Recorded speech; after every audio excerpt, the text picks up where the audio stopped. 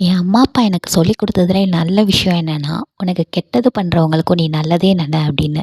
அதுக்குன்னு அவங்க என்னைய காந்தியா வாழ சொல்லல. இத கேட்கும்போது உங்களுக்கு எப்படி சிரிப்பா இருக்கோ, அதே மாரி தான் அவங்க சொல்லும்போது எனக்கும் சிரிப்பா இருந்தது. அவங்க கிட்டயும் நானே தான் கேட்டேன். "என்னது கெட்டது பண்றவங்களுக்கும் நல்லது நினைக்கணுமா? அந்த மாரிலாம் என்னால இருக்க முடியாதுன்னு." அப்போ அவங்க எனக்கு சொன்ன ஒரு விஷயம் என்னன்னா, "இந்த உலகம்ன்றது ஒரு கோர்ட் மாரி. அந்த கோர்ட்டோட ஜட்ஜ் எப்போதுமே நம்மள படைச்ச அந்த இறைவனா தான் இருக்கணும்." அப்படின்னு.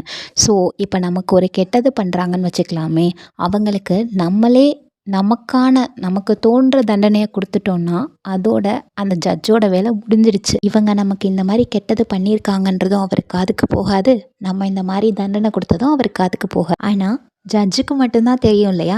இந்த தப்புக்கு இந்த தண்டனை தான் குடுக்கணும்னு. ஸோ, நம்ம குடுத்த தண்டனை எப்படியும் அத விட கம்மியா தான் இருக்கும். ஒவ்வொரு டைம் எனக்கு யாராவது ஒரு விஷயம் பண்ணும்போதும், நான் என் மனசுக்குள்ள சொல்றது என்னன்னா, +1. ஆமாங்க.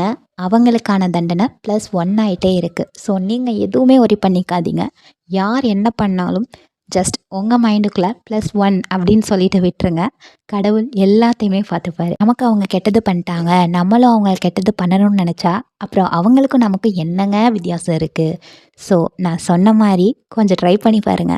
இன்னுமே உங்க லைஃப் ரொம்பவே ஸ்மூத்தா போகும். இந்த மாரி கன்டென்ட் உங்களுக்கு பிடிச்சிருக்குன்னா, ஜஸ்ட் ஒரு லைக் பண்ணிட்டு, உங்களோட ஃப்ரெண்ட்ஸ் அண்ட் ஃபேமிலிக்கு ஷேர் பண்ணுங்க.